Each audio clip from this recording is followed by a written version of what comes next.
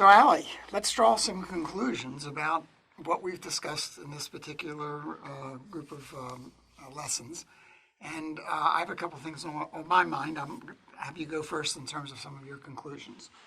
Well, obturation is the end of the procedure, pretty much. You've done your, diagnosis, access, instrumentation, and obturation. This is where the whole thing, makes a full circle, and now you've completed the procedure. Of course, there's post-operative care that's still involved too, but that's a whole separate course.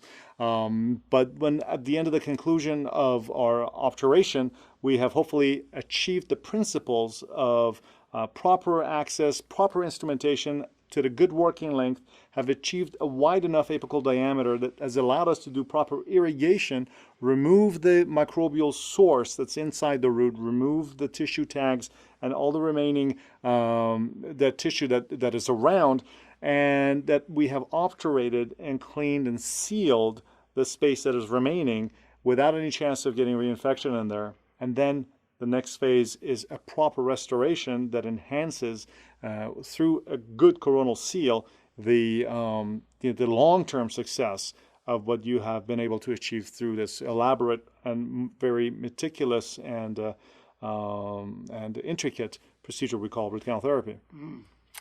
Well, I'm going to think of it in terms of some of my conclusions being more general. Yours are very specific there. In the past, obturation used to literally take me more time than my instrumentation. Yep. And whether I was using vertical condensation or lateral condensation, whatever it was a major time-consuming part of what we did. The synchronicity and the hydraulic condensation technique that we have been able to put together and that we are now applying to root canal therapy has been able to reduce the amount of time that obturation takes Dramatically. Dramatically. And it's become really one of the easier parts rather than one of the most difficult parts. To me, the main conclusion to be drawn from all of these advancements and all of the techniques that we've told you about are the fact that we now can refocus on endodontics really being part of the restorative effort that we use throughout the crown of the tooth. We now can start applying to the radicular portion. So we are starting to apply technology and techniques that allow us to restore the tooth from the apex. And that has made a major change occur in terms of the longevity of the teeth. No question about it. Because we went through a period where we were overzealous with instrumentation, and we clearly, and we now are returning to a philosophy of minimizing the amount of tooth structure we're removing, which is the result of having wonderful advances in this material science. No doubt about it. Obturation has allowed us, has freed us to do better with instrumentation, which, as you mentioned, Dennis, I think is a significant thing, is that the time savings that we gain in terms of our obturation can hopefully be reinvested into the important part of irrigation and disinfection, because that is going to ultimately give us a very good success rate.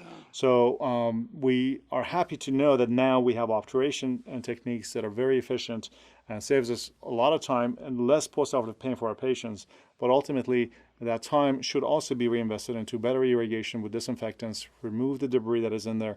And if we do that, we can really gain the benefits and the full promise of keeping our teeth, not just for the short run, but also for the long run, with the conservative preparation, minimally invasive, and restorative endodontics enhanced by material science.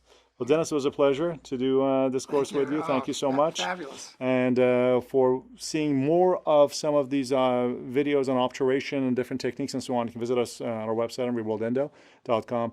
And I hope this information was helpful to you.